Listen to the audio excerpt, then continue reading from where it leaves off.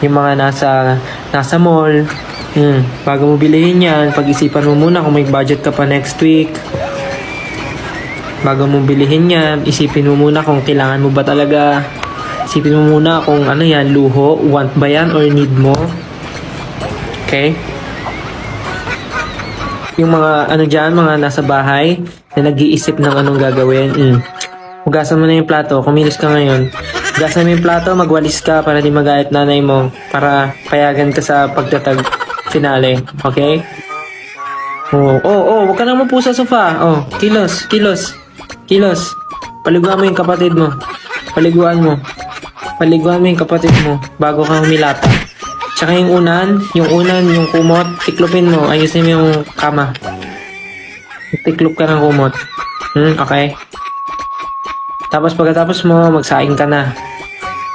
Magsaing ka.